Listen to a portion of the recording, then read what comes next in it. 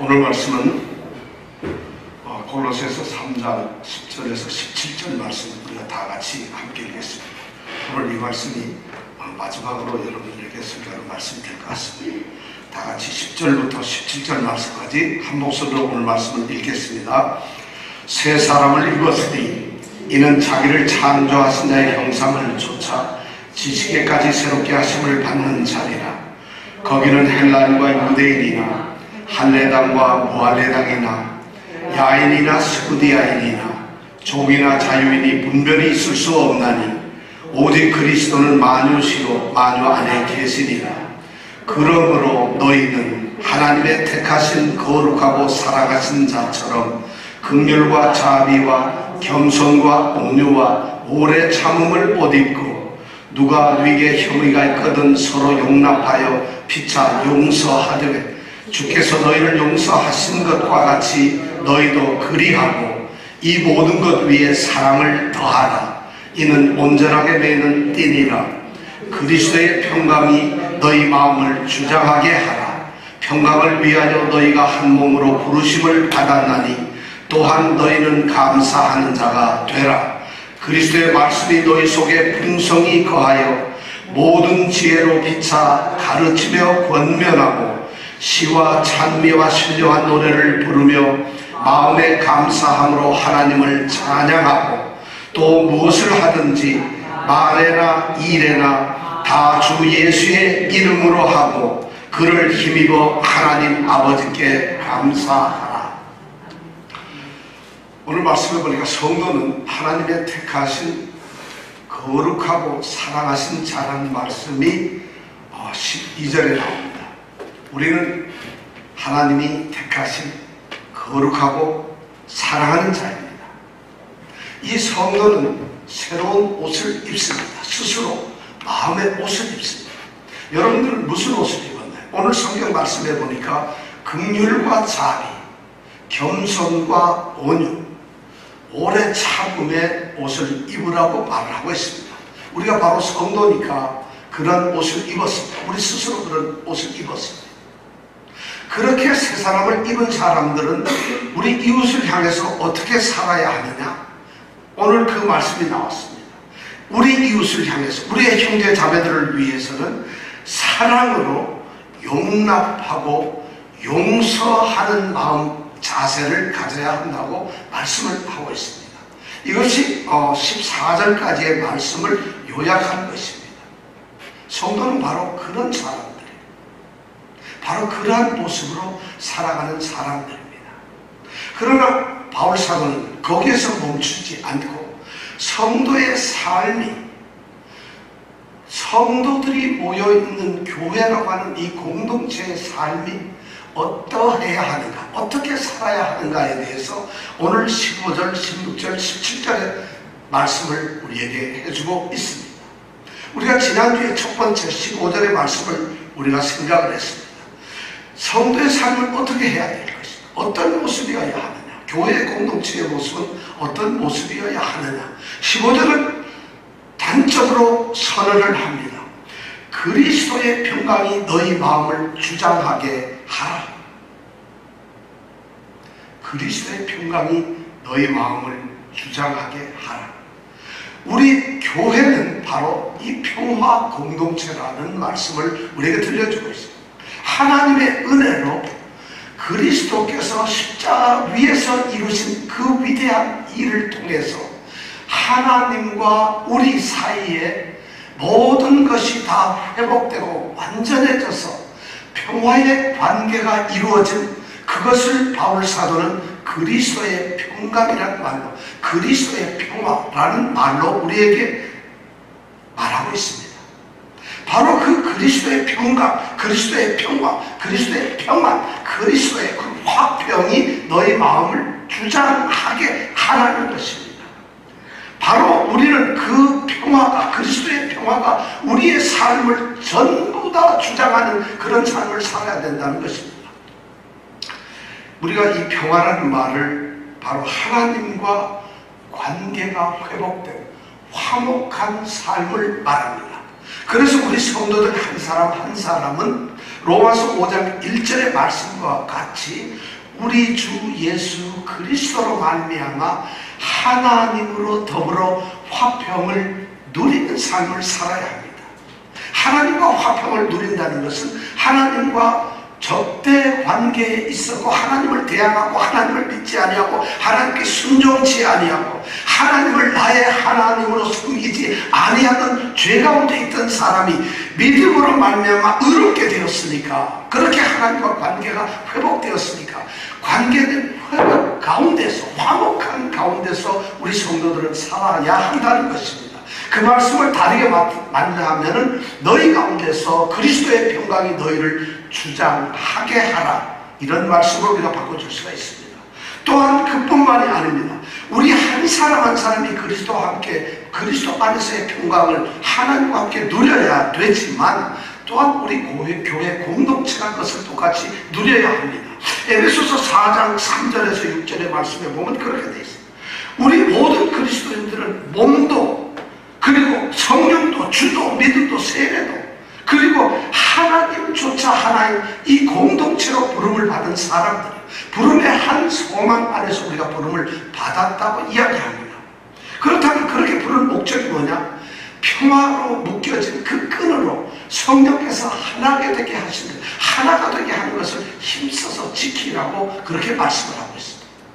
평화로 하나가 되는, 하나님과 평화되고 하나님과 화평된 성도들은 그 수직적인 평화를 이웃과 형제들과 자매들과 수평적으로 화평을 나누는, 그래서 그 화평을 힘쓰는, 성령께서 하나 되게 하신 것을 힘쓰라고 이렇게 말을 합니다. 바로 교회가 평화, 그리스도의 평화가 주장되는 교회가 되라는 것입니다. 이 평화는 우리가 다른 말로 하면 구원이라고 말할 수 있어요. 의롭게 되었다고 할 수 있어요. 왜냐하면 하나님과 관계가 회복되었다는 것은 우리가 구원을 받았다는 것이고 하나님의 자녀가 되었다는 것이고 하나님의 백성이 되었다는 말입니다. 구원을 받았다.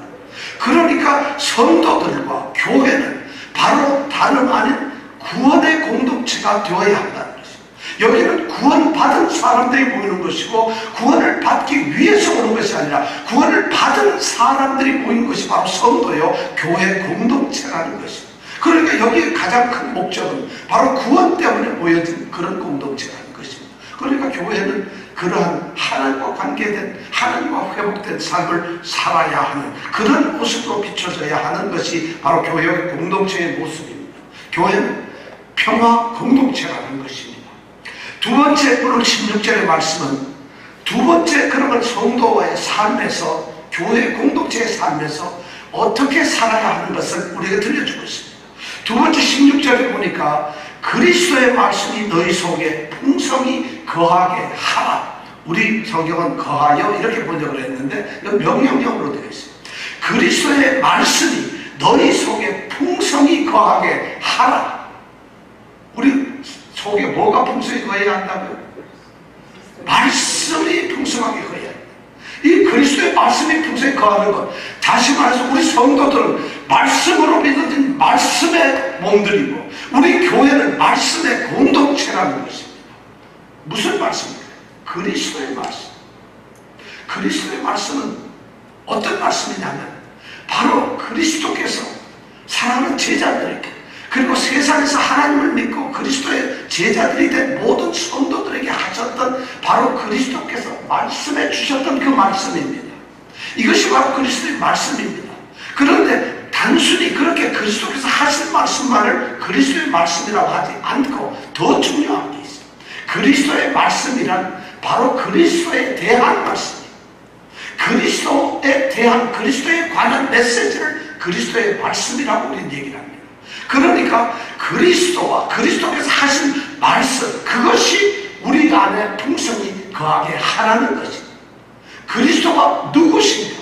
그리스도께서 무엇을 하셨는가? 그리스도의 인격과 성품은, 그리고 그리스도의 위격은 무엇인가 하는 것과 그분이 무슨 말씀을 하셨는가 하는 것이 바로 그 그리스도의 말씀이 우리 가운데 풍성히 거하게 하라는 것입니다.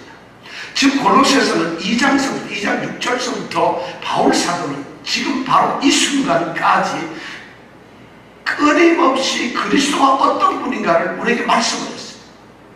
그리고 그리스도께서 무슨 말씀을, 그리스도께서 어떤 성품을 가지시고 우리가 어떻게 그렇게 살아야 하는 건가를 우리에게 말하고 있습니다. 바로 그리스도, 그분에 대한 말씀, 그리고 그분이 하신 말씀, 그리스도에 대한 메시지, 그리고 그리스도께서 우리에게 하신 그 메시지를 우리 마음속에 우리가 거하게 해야 한다는 것이에요. 거하게 한다, 거하게 하라, 이 말씀은 뭐냐면 영원히 살도록 하라는 것이에요. 그리스도의 말씀이 여러분 가운데 영원히 살게 하라, 이것이 바로 성도의 삶의 모습이고 교회 공동체의 모습입니다. 너희 안에, 이 말은 각각 성도 개인들 안에, 또한 그 성도들과 성도들 사이사이에 너희 가운데서, 공동체 가운데서 바로 그리스도의 말씀이 영원히 있게 하라는 것이죠. 바로 하나님께서 자기 백성 가운데 장막을 치시고 머물렀던 것처럼 성령께서 우리에게, 하나님으로부터 그리스도 예수께서 성령을 우리에게 보내셔서 성령이 우리 가운데 있는 것처럼 하나님의 말씀, 그리스도의 말씀이 우리 가운데 영원히 있게 하라는 것입니다. 이것이 바로 성도의 삶의 모습이에요. 평강이 있어야 합니다. 그리고 또 말씀이 있어야 합니다. 근데 말씀이 있어야 한다는 것은 어떻게 있어야? 말씀이 있다는 게 여러분 뭘까요? 한번 물어보시죠. 여러분, 그리스도의 말씀이 너희 속에 풍성히 거하게 하라. 여러분 어떻게 말씀을 읽게 하고 있어요? 충분한 사람, 말씀을 12,000번을 읽으면 말씀이 있는 걸까요? 오늘 말씀해 보니까 풍성히 거하게 하라. 풍성히 거하게 하라, 이 말은 넘치도록 영원히 있게 하라는 것이죠. 그럼 풍성이라는 말은 성경책을 한 5만 권 사놓으면 풍성해지나요? 여러분, 그리스도의 말씀은 여러분들 속에 지금 풍성이 있습니까? 저는 성도이신 여러분들에게 묻습니다. 여러분들은 하나님이 택하신 거룩하고 사랑하신 자예요. 그런 분들이, 이제 여러분들이 하나님 그리스도의 말씀이 여러분 가운데서 풍성하게 거하게 하라는 명령을 받는데, 그렇다면 여러분 앞으로 어떻게 말씀을 풍성하게 하겠어요? 매일 읽어야 되겠구나. 단순히 그런 게 아니에요. 이 풍성히 거하게 한다는 것은 피상적인 그런 말이 아닙니다. 그냥 많이 읽으라는 말에서 멈추는 것이 아닙니다. 그냥 지나가듯이 그렇게 하라는 것이 아니에요. 그리스도의 말씀이 풍성히 거한다는 것은 자기 자신의 영혼 속에, 자기 자신의 마음과 삶 속에, 그리고 우리 공동체 교회 안에서 정말 깊이 뿌리를 박혀, 그리고 그 말씀을 우리가 깊이 깨달으면서, 그리고 그 말씀이 우리의 삶을 송두리째 변화시키면서, 그러면서 우리가 그 말씀을 정말 깊이 묵상하는 것이죠. 말씀을 읽는다는 것은 말이죠, 단순히 눈으로 읽는 것이 아닙니다.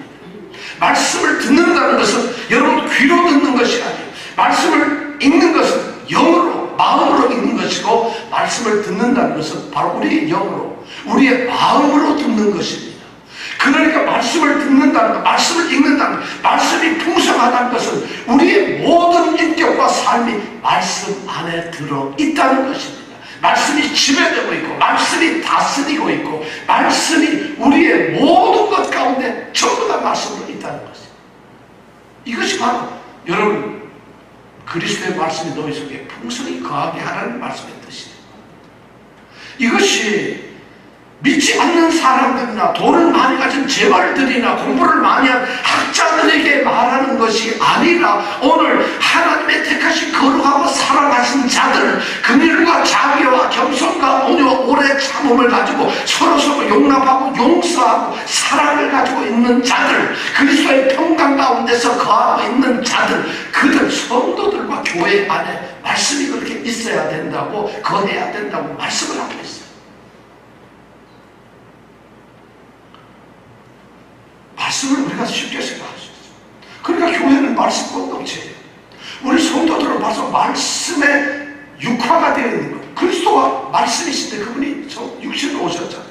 우리도 똑같이 그분을 본받은 제자라면 우리 가운데 우리의 모든 마음과 생각과 모든 것이 말씀으로 드러나는 것이 되어야 한다는 것이, 그것이 바로 우리가 말씀에 풍성한 자라는 거예요. 그렇게 설교를 안 듣는 것, 이건 정말 참 심각한 문제죠. 아니, 성경을 한 번도 안 읽는다는 것, 말씀을 사랑하지 않고 사모하지 않는다는 것, 그 시간에 유튜브를 보고 인터넷에서 엉뚱한 말을 찾는다는 것, 이런 것이 이해가 되지 않아요.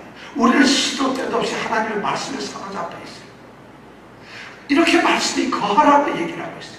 왜 그럴까요? 두 가지 이유가 있어요. 오늘 말씀에 보니까 그 다음에 바로 나와요.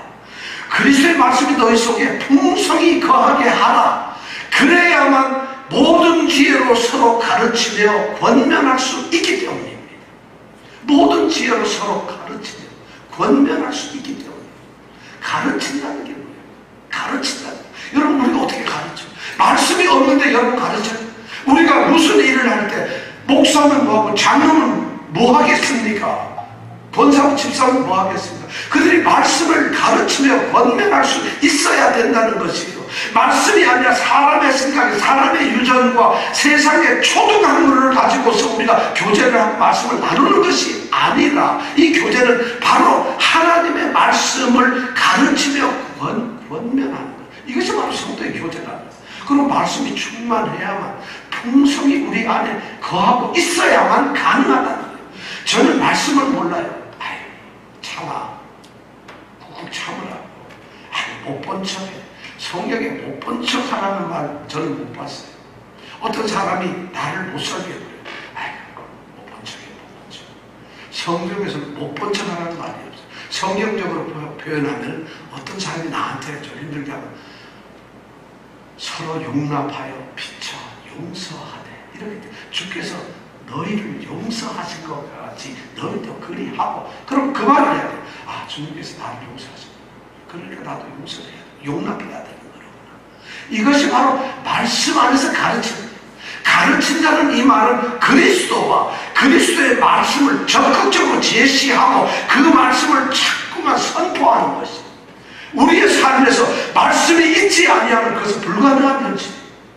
말이 되지 않습니다. 말씀이 내가 읽지 않았고 알지 못하고 말씀이 내 속에 거하지 아니하는데 어떻게 말씀을 선포할 수가 있겠습니까?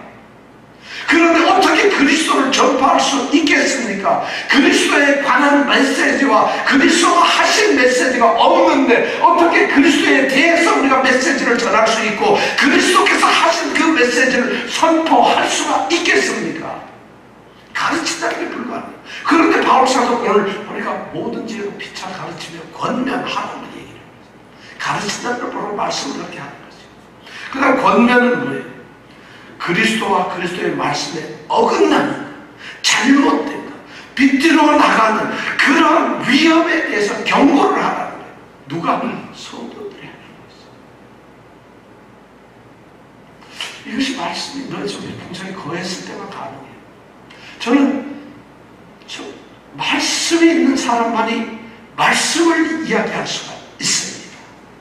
그것이 참 우리 속에 말씀이 풍성하게 거하면 솟아나오는 것은 모두 하나님의 말씀이에요.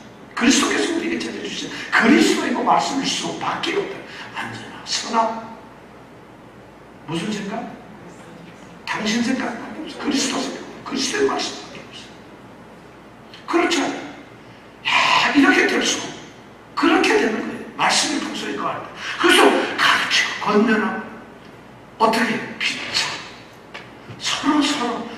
서로에게 그렇게 말씀을, 집사님 오늘 저에게 말씀을 좀 가르치고 권면 좀 해주세요. 이렇게 할 수 있어야 돼요. 내가 여러분들에게 말씀을 가르치고 권면하고 여러분도 우리 집사님이 저에게 말씀을 가르치고 권면해요. 왜냐하면 말씀을 깨닫는 것은 세상의 지식이 아니에요.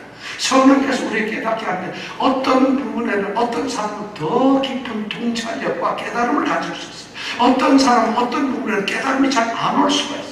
그러니까 서로 가르치며 권면하라는 거예요. 어떤 사람은 말씀을 너무 잘 아는데도 그 말씀에서 어긋날 수가 있어요. 그럴 때 차라리 어린아이와 같은 그런 사람들이 하나님의 말씀으로 그들을 권면할 수가, 경고를 할 수가 있다는 것입니다.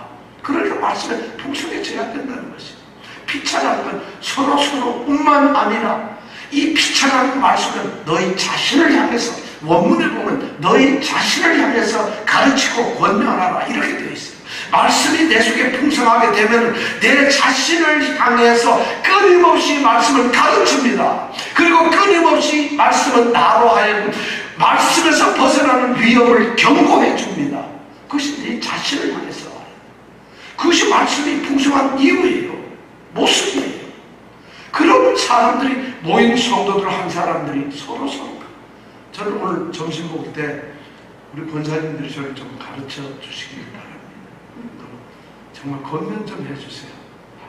정말 너무 중요해요. 아유, 맨날 똑같은 걸 내지 마세요. 이건 성경에 보니까 안 나왔잖아요.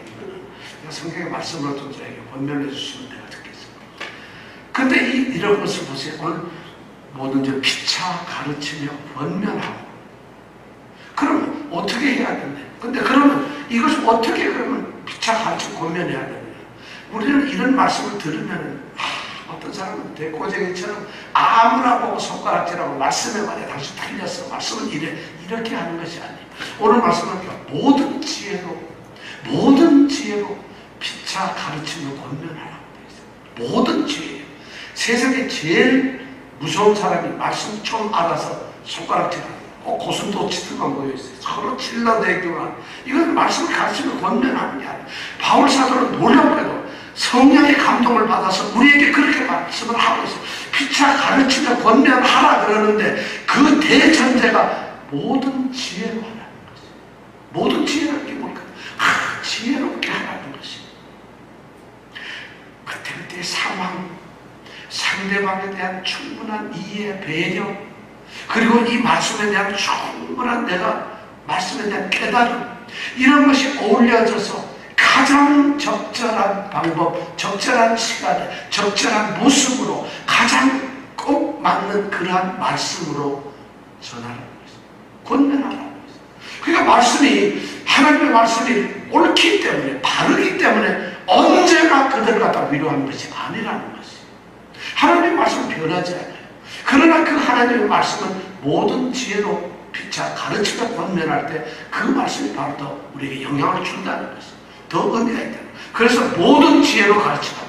자, 그리스도의 말씀이 너희 속에 풍성히 거하게 하라 하는 이유가 첫 번째 뭐냐? 바로 그것이 말씀으로 피차 가르치며 권면하는 것입니다. 모든 지혜로. 저는 우리 성도들이 이런 공동체가 되면 좋겠어요. 교회 안에서 성도들이 말씀으로 서로 격려합니다. 말씀으로 위로합니다. 말씀으로 용기를 줍니다. 말씀으로 담대하게 합니다. 말씀으로 이기게 합니다. 말씀으로 승리하게 합니다. 말씀으로 견뎌내게 합니다. 말씀으로 사랑하게 합니다. 말씀으로 그러다 보니까 그들이 하나하나 같이 그리스도를 통과하는 거죠. 바로 그리스도 공동체, 말씀의 공동체가 바로 그런 것이죠. 그리스도의 성품, 그리스도의 인격. 왜냐하면 그들이 말씀을 나누는 것이 그리스도에 대한 메시지와 그리스도께서 가르치신 메시지이기 때문에 그들은 그리스도를 닮을 수밖에 없어요. 그리고 그리스도의 하신 말씀대로 살아갈 수밖에 없어요. 이것이 바로 그리스도 말씀이 너희 속에 충만히 거하게 하라. 피차 모든 지혜로 가르치며 권면하라 하는 말씀. 자, 이렇게 가르쳐야 돼요. 두 번째, 이 말씀 공동체에서 중요한 것이 뭐냐면 우리 16절에 나와 있는 말씀, 시와 찬미와 신령한 노래를 부르며 마음의 감사함으로 하나님께 하나님을 찬양하라. 하나님을 찬양하라. 말씀 공동체는 아까 말한 가르침과 권면의 공동체이지만 또한 찬양 공동체라고 말씀은 우리에게 들려주고 있습니다. 찬양을 하는데 찬양을 하라는 것입니다. 저는 지금 이 말씀이 초대교회가 어떻게 예배를 드렸는가 하는 것을 우리에게 들려주고 있어요. 아마 초대교회에는 말씀을 전문적으로 가르치는 사람이 있었겠지만 피차 말씀을 가르치고 권면하는 사람이 있었어요. 그러니까 예배에는 말씀이 가르쳐졌고 말씀이 경고되었다는 얘기예요. 그리고 두 번째, 예배에는 뭐가 있느냐? 시와 찬미와 신령한 노래가 있었다는 것이죠. 바로 찬송이 있었다는 것이죠. 시와 찬미, 신령한 노래, 이 말씀이 무슨 말일까요? 성경학자들이 이것을 연구해서 시는 뭐고 찬미는 뭐고 신령한 노래는 뭔가, 이걸 아무리 해도 그 당시의 사회적인 모든 걸 가지고 알 수가 없어요. 그래서 시는 시편과 같이 말씀의 기초를 둔 노래이고, 그 다음에 찬미란 뭐냐? 그리스도를 찬양하는 노래가 바로 찬미고, 그 다음에 신령한 노래라는 건 노래 중에서도 영적으로 영감을 받은 노래, 바로 이런 것을 아마 신령한 노래, 영적으로 성령으로부터 온 영감 있는 그러한 찬송, 그러한 노래가 아마 신령한 노래라는 말로 바꿀 수가 있습니다. 그럼 시와 찬미와 신령한 노래는 예배에 필수적으로 찬양할 수 있는 중요한 것이에요. 그러니까 우리가 예배를 드릴 때 우리는 찬양을 합니다. 찬송을 합니다. 이 찬송의 핵심은 시와 찬미와 신령한 영적 감동이 된 그런 것들이어야 한다는 것이에요. 그럼 영적으로 신령한 찬송을 한다는 것은 바로 뭐냐? 그리스도의 구속을 찬양하는 것, 구속의 기쁨을 찬양하는 것, 구속을 함께 나누는 것을 찬양하는 것, 그리스도의 위대하심을 찬양하는 것, 하나님의 존귀하심을 찬양하는 것, 하나님의 자비하심을 찬양하는 것, 그리스도 그분이 우리를 구원하셨다는 그분의 사랑을 찬양하는 것, 이런 것이 찬양의 전부다 했어요. 그러니까 성경에 보면은 말이죠, 상당한 많은 말씀들이 시와 찬미와 신령한 노래로 되어 있어요. 우리가 성경을 예를 들어서 에베소서 1장 3절에서부터 11절 말씀 14절까지 그 말씀을 찬송하려다 우리 주 예수 그리스도의 하나님 곧 영광의 아버지께서, 이런 말이 시작된 그 말씀이 보면 말이죠, 상당한 부분이 초대교회는 예배 가운데서 그들이 찬양 시를 읊었던 거예요. 신앙의 고백을 했던 것이에요. 오늘처럼 우리처럼 노래를 이렇게 하는 것도 있지만 악기에 맞춰서 그런 찬양 시를 그들을 불렀어요. 예배가 그랬다는 것이에요. 그러니까 그들이 불러드리는 시와 찬미와 노래는 전부 영적으로 감동, 영적인 충만함이 있는 것이에요. 그러니까 그 찬양을 부르면서 우리가 그러니까 그런 그 찬양 시가 오늘 성경에 그대로 바울 사도가 인용을 하고 있어요. 상당히 중요한 말. 그 얘기는 뭐냐? 그들의 찬양은 바로 말씀이었다는 것이에요. 오늘처럼 우리가 내 기분, 내 감정, 우리 뭐 이런 걸로 찬양을 부르지 않아요. 제가 우리 교회 찬송을 우리가 부르는데 우리 성도님들이, 특히 권사님, 우리 집사님들이 생각할 때 왜 똑같은 찬송을 불러요? 찬송 좀 버라이어티하게 좀 할 수가 없나요? 찬송 좀 새로운 것 좀 불러요. 찬송은 노래가 아니에요. 바로 이 시와 찬미와 신령한 노래를 부르는 거예요. 저희들이 부르는 1년간 부르는 찬송이 우리 교회는 제가 찬송가 중에서도 시와 찬미와 신령한 노래에 속하지 아니하는 곡들이 있어요. 그런 노래 가사들이 있더라고요. 우리 개인적인 감정을 토로하는 것들, 우리의 어떤 기분을 나타내는, 내 개인의 어떤 경험을 쏟아내는 것, 그건 하나님께 드리는 예배의 찬송이 아니라는 것이에요. 그러다 보니까 저는 찬송가와 특히 또 우리 CCM 복음서, 여기는 대다수가 찬양의 가사가 아니에요. 사실은 전부 보면은 내가 깊은 곳에서 외로울 때 어떻고 저떻고 이런 대중가요 하고, 사실 말이죠, 어디 이미자 씨가 아니 요새 누구 가수이나 예를 들어 BTS가 부르면 그게 찬송인지 그들의 노래인지 구분이 안 되는 이런 노래들을 부르고 있다. 이게 안 되는, 여기에 보면 시와 찬미와 신령한 노래를 부르라는 게 돼 있어요.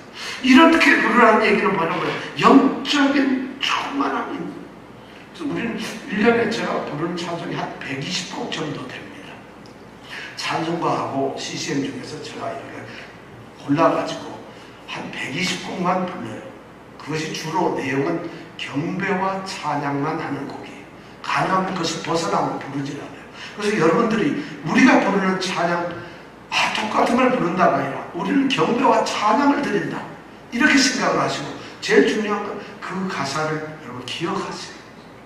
그것이 우리의 기도가 되고 우리의 찬송의 시가 되고 찬미가 되고 우리의 신령한 노래가 될 수 있어요.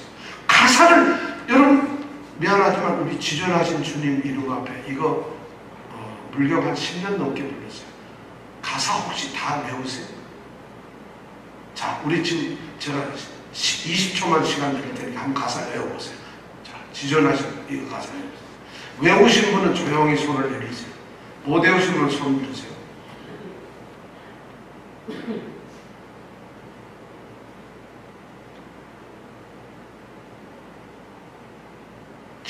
우리가 지금 가만히 있는 것을 생각하는 것은 시와 찬미와 신령한 노래를 부르며 이 말씀에 우리가 적합한가를 지금 보기 위한 것이에요. 여러분 한번 생각해보세요. 찬송 그래야 돼. 요즘에 찬송 막 정말 기타에 맞춰서 치는데 야 노래방이야 노래방. 그러면서 찬양을 하는 시와 찬미가 신령한 노래를 부르며 하나님을 찬양하는 것이에요. 그러니까 그건 안 돼. 시와 찬미와 신령한 노래를 부르며 하나님을 찬양하는 것이 되어야 하는데 내 기분 풀고 내 감정 발휘하고 그러니까 우리가 이런 노래 좀 부르면 안 될까요? 이건 안 된다는 것이에요. 시와 찬미한 노래를 불러야 돼요. 두 번째는 뭐냐? 이 예배 이 찬양 공동체에서 뭐냐? 하나님을 찬양할 때는 마음의 감사함으로 우리는 이렇게 번역이 되어 있는데 시와 찬미와 신령한 노래를 부르며 그 다음에 두 번째는 마음 안에서 마음으로부터 이런 말이에요. 마음의 감사함이라 이렇게 뭉뚱그려 말하는 게 아니라 마음 안에서부터 하나님을 찬양하라. 너무 중요한 말씀. 우리의 찬양, 우리가 하나님을 찬양하는 것은 말이죠. 입술로 하는 것이 아니라는 것이, 생각으로 하는 것이 아니라는 것이, 그냥 이 자리에 앉아있는 모습으로 하나님을 찬양하는 것이 아니라 우리는 마음의 모든 것으로 마음으로부터 하나님을 찬양하는 것이에요. 마음으로 찬양한다. 마음이라는 게 뭐예요? 그 사람의 지성과 그 사람의 감정과 그 사람의 의지와 결단과 그 사람의 모든 인격과 그 사람의 성품, 이것을 전체적으로 마음이라고 표현을 합니다. 성경은 바로 그 사람의 지성으로부터 그 사람의 감정으로부터 그 사람의 감성과 그 다음에 의지와 그 사람의 모든 것을 전부 다 쏟아내니까 전인적으로 전심으로 하나님을 찬양하라는 거예요. 이것이 마음이라는 말이에요. 우리 번역은 마음이라고 그렇게 되어 있는데 성경은 마음으로부터 하나님을 찬양하라. 시와 찬미와 신령한 노래를 부르며 하나님을 찬양하라. 마음으로부터 하나님을 찬양하라. 이렇게 되어 있어요. 그 다음에 세 번째가 뭐냐면 감사. 정말 감사. 이 감사라는 말은 정말 우리가 감사할 수가 없어요. 하나님의 은혜 때문에 감사해요. 하나님이 주신 것 때문에 감사해요. 하나님이 우리에게 베푸신 그 은혜 때문에 감사해요. 그런데 이 감사라는 단어가 똑같이 은혜라는 단어가 같다는 것이에요. 그것이 뭐라고요? 그래서 어떤 분은 은혜로 하나님을 찬양하는 것이에요. 여러분 우리가 바로 찬양이라는 것이에요. 하나님을 경배하고 예배라는 것이에요. 예배 공동체라는 것이 바로 그런 거예요. 찬양, 시와 찬미와 신령한 노래로 예배해요.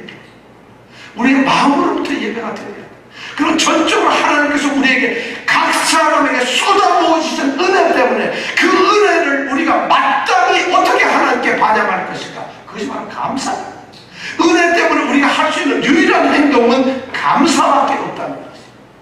바로 그래서 감사함으로 하나님을 찬양하라 이렇게 되어 있어요.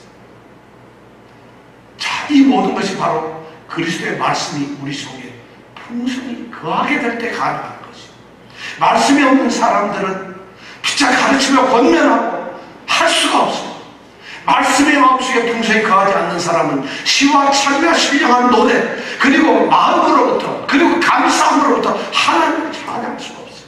예배할 수가 없어요. 왜 그러냐? 그건 전부 다 그것이 자신의 생각, 자신의 어떤 판단으로 하는 것이에요. 말씀을 알아야만 하나님이 누구신가, 왜 찬양을 해야 되는가, 왜 노래를 불러야 하는가, 그리고 왜 우리가 마음으로부터 해야 되는가, 전심으로 해야 되는가, 왜 우리는 감사함으로 해야 되는가. 성경 속에는 그런 것을 우리에게 들려주고 있다. 그런 것을 알려주고 있다. 그런 것만이 성경에 가르쳐져 있다는 것이다. 바로 그리스도인 성도가 성도 되게 할 수 있는 그런 모든 가르침과 말씀이 이 성경 안에 있기 때문에 우리가 그리스도의 말씀이 우리 가운데 충만히 풍성히 거하게 해야 한다는 것이, 이것이 바로 6절의 말씀입니다. 저는 여러분들이 정말 그리스도의 말씀에 풍성한 사람들이 되시기 원합니다. 우리 성도들 어디 가서 딱 서 있는데 저분은 그리스도의 말씀 덩어리야, 말씀이야. 입에서 나오는 말씀, 하는 행동도 모든 것이 말씀대로 나온다. 이것이 바로 세상의 빛과 소금이 되는 것이에요. 빛과 소금은 반짝반짝 빛나는 것, 짠돌이가 세상에서 빛과 소금이 아니라는 거지. 그리스도 그분 자체가 드러나면 바로 그런 거예요. 바로 그래서 그 다음 17절이 바로 그것을 우리에게 이야기해 주고 있습니다. 17절 말씀을 다 같이 한번 읽어볼까요? 시작. 또 무엇을 하든지 말에나 일에나 다 주 예수의 이름으로 하고 그를 힘입어 하나님 아버지께 감사합니다. 무엇을 하든지 주 예수의 이름으로 하라. 이 명령이 우리에게 떨어지고 있습니다. 무엇을 하든지 주 예수의 이름으로 하라 이렇게 말하고 있습니다. 그리스도 중심의 삶을 살아라 이렇게 말을 하고 있어요. 오늘 말씀해 보니까 또 무엇을 하든지 말에나 일에나 다 이렇게 말하고 있어요.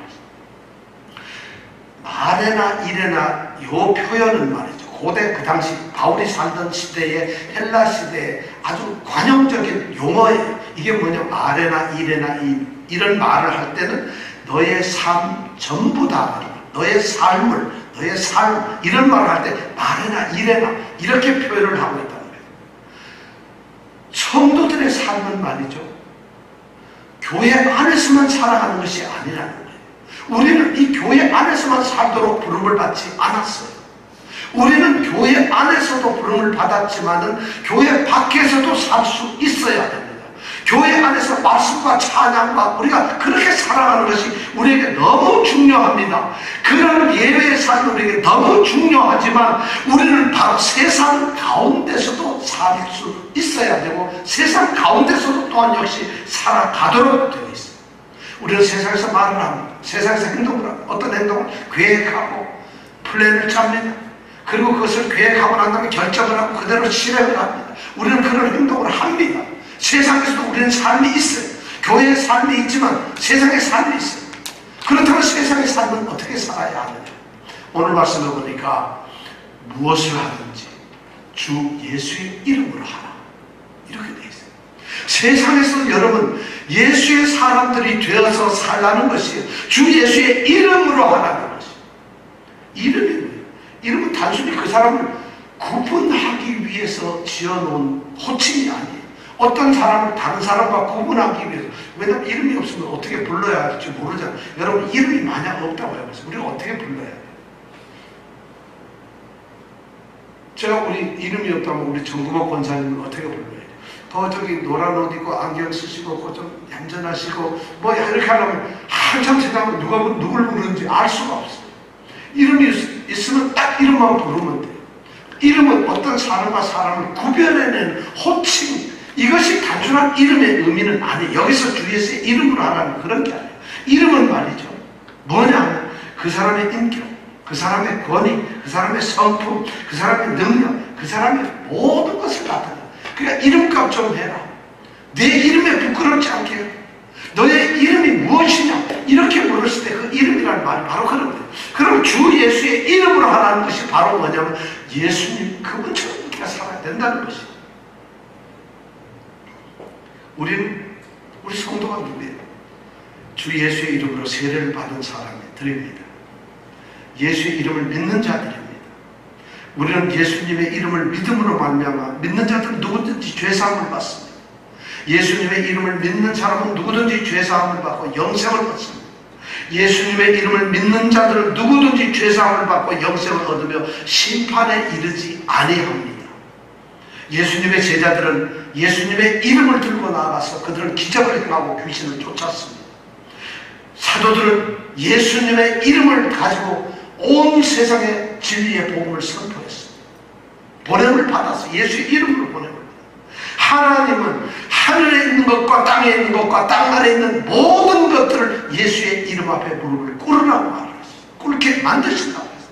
바로 예수의 이름은 그렇게 위대하고 큰 거예요.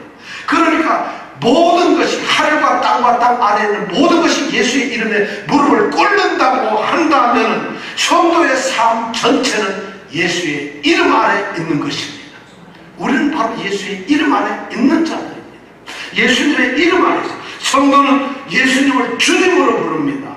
예수님의 이름을 부르며 예수님을 주님으로 모시고 주님으로 모셨다는 것은 예수님을 권위자로 섬겼다는 얘기입니다. 그리고 전적으로 그분 밑으로 들어가서 그분을 주님 불렀을 때 나는 당신의 것입니다. 나는 당신의 종입니다. 당신은 나의 주인입니다. 당신은 나의 주입니다. 나는 당신의 것입니다. 소유되었습니다. 이렇게 고백한 것입니다. 바로 그렇게 고백한 사람들. 그렇다면 우리 성도들의 삶은 마땅하게 우리 성도들의 행실은 말이나 일이나 하는 말이 하는 일들이, 하는 행동이, 하는 삶의 모든 것이 예수님 그분과 일치되어야 합니다. 예수님의 모습을 담아 주 예수의 이름을 하라는 그거예요. 바로 바울 사도는 지금 17절에서 자신의 권면의 마지막 이렇게 얘기해요. 성도의 권면을 이렇게 끝내었어요. 주 예수의 이름을 하라. 2장 6절 7절에서 뭐라고 해서 그러므로 너희는 그리스도 예수를 주로 받았으니 그 안에서 행하라. 그 안에 세움을 입고 그 안에서 뿌리를 박고 세움을 입고 교훈받은 대로 믿음에 굳게 서서 감사하고 넘치게 하라. 이렇게 시작을 했어요. 예수를 우리가 주로 받은 사람, 주님으로 섬기는 사람. 그렇다면 우리는 그분이 나의 주님이시라고 그분을 안에서 우리가 세움을 받고 그분 안에서 믿어야 된다는 것이에요. 그래서 우리가 교회 삶뿐만 아니라 세상의 삶에서도 주님은 나의 삶의 모든 것이어야 합니다. 차별이 있어야 된다. 그래서 로마서 12장 1절 2절은 이렇게 말해요. 그러므로 형제들아 내가 하나님의 모든 자비하심으로 너희를 권하노니 너희 몸을 하나님이 기뻐하시는 거룩한 산 제사로 드리라. 이런 너희들이 영적 예배다. 우리가 드릴 영적 예배는 우리 몸을 살아있는 산 제물로 하나님께 드려야 된다는 거죠. 살아있는 것은 교회에서도 살아있어야 되지만 세상에서도 살아있어요. 그래서 로마서 12장 2절에 보면 그렇게 했어요. 아주 영적 예배를 드리는 것, 영적인 제사를 드리는 것이 무엇이냐? 첫 번째, 너희는 이 세대를 본받지 말라. 너희는 이 세대를 본받지 말라. 이것이 첫 번째. 세상을 따라하지 말라. 아니, 세상에 있는 것을 보지도 않고 듣지도 말라. 이런 말이 아니에요. 세상을 본받지 말라. 세상에 있는 것을 갖다가 그것에 의해서 우리가 어떻게 돼서는 안 돼요. 이 세대를 본받지 마. 그러면 어떻게 돼요? 오직 마음을 새롭게 하고 변화를 받아라. 변화를 받아. 우리는 새 사람을 입은 자들.